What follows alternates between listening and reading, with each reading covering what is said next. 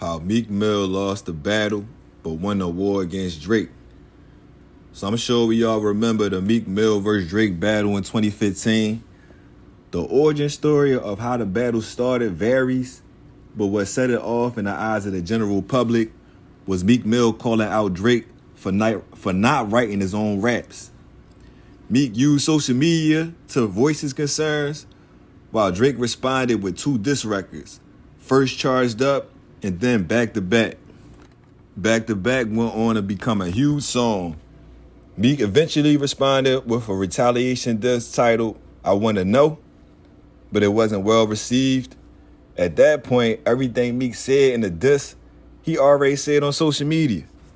Twitter Fingers was already a stamped name for Meek Mill at the time because of this. I believe if Meek would have released the diss first, or one similar to that, telling the world how he felt on a song and not on social media, the battle would have went way different. But I guess we'll never know. But what we do know is Meek went through a rough time during this battle. The whole world was singing Back to Back. Song was nominated for a Grammy. Sound familiar, right? There were a lot of people at the time, like the vast majority of the people, felt like Meek Mill career was over. The name Twitter Fingers still stays with him to this day.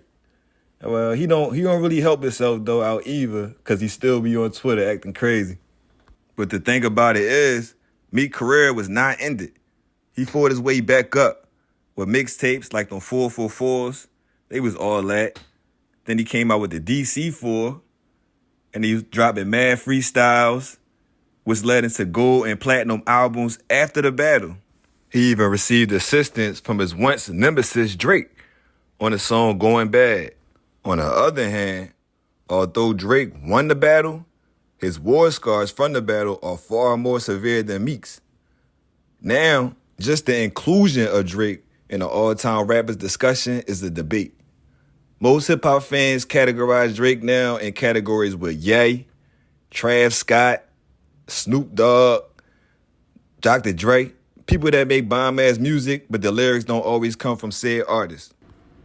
So, I would still have Drake as number 2 rapper all time, number 1 being Jay-Z, but I started finding Drizzy's ghostwriting allegations too hard to defend. So it was dependent on the crowd. That determined how I conduct the conversation.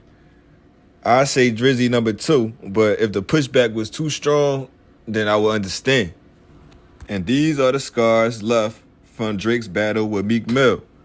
Now his whole career has an asterisk beside it. And I'm familiar with how music goes, so I ain't really trip at first. But after this recent battle with Kendrick Lamar, a battle which came with several new ghostwriting allegations, but what officially took Drizzy off the greatest rapper all time list was him suing the record label after he lost the rap battle against Kendrick Lamar. That's a stain too heavy to overlook, especially when Drake's name was already marked up.